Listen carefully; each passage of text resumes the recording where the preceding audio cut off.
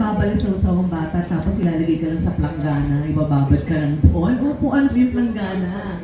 So it started that way. And then before I gave birth, I started to have problems after I given birth to Karel in 91 and then si Zia.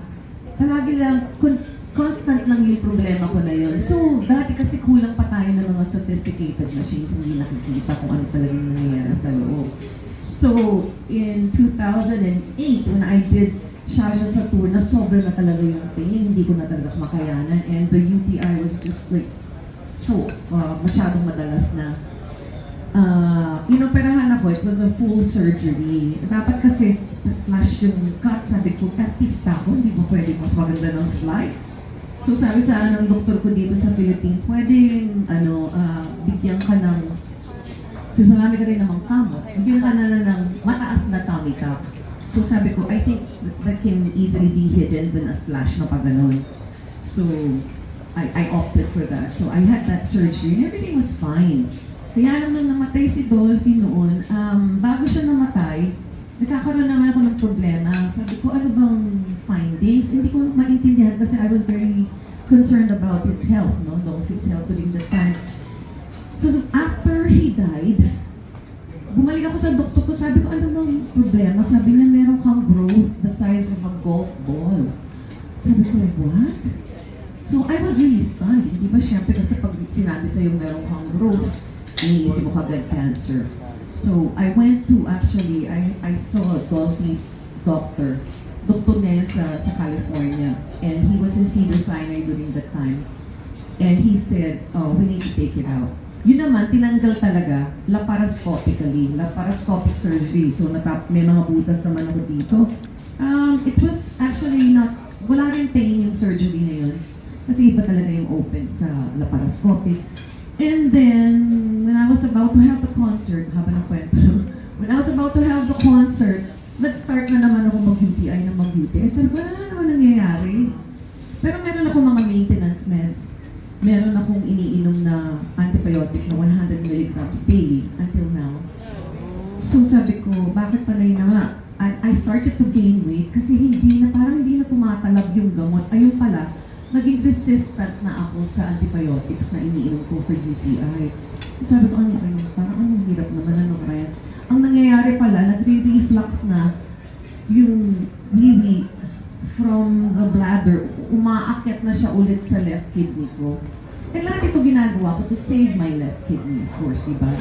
Gusto mo, may dalawang kidney ka pa rin. Mabubuhay ka naman ng isang kidney, pero diba, mas maganda yung dalawang kidney mo.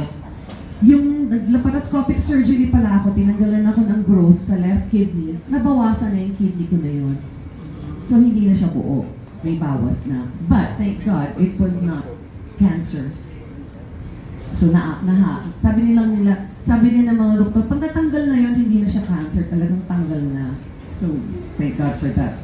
And so when I started to have the reflux, bumabalik na yung BB ko. Sabi ko, ano kaya yun? So I went again to that same doctor in California. Sabi niya, hindi ko to expertise, ni-refer ako sa isang doktor. Unfortunately, that was early this year, I think.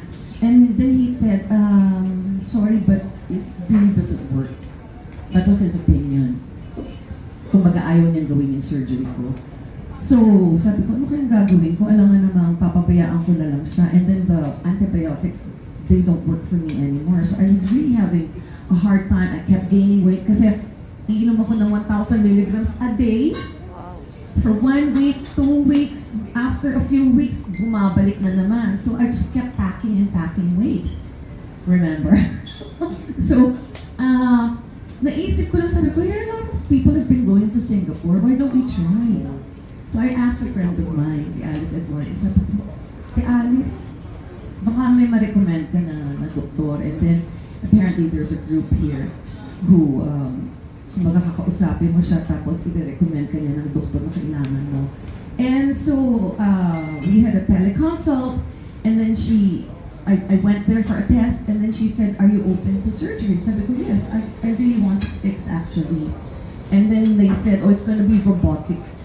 Yung robotic kasi, nandito ka sa mesa, hindi ka ginagalaw. Kumbaga, sorry, may mga kamay yung robot, bubutasan ka, ipiplace yung mga kamay ng robot. Pagkatapos, nag-joystick sila. Hindi ka na nila gagalawin. Ganun pala yung ka-high-tech. Sa Singapore yun? Yes, in Singapore. I think they also perform that here. So, you know, isa siya sa mga surgery na ginawa ko na wala siya talagang pain. But there was a discomfort because naka-catheter ako noon eh. But zero pain after.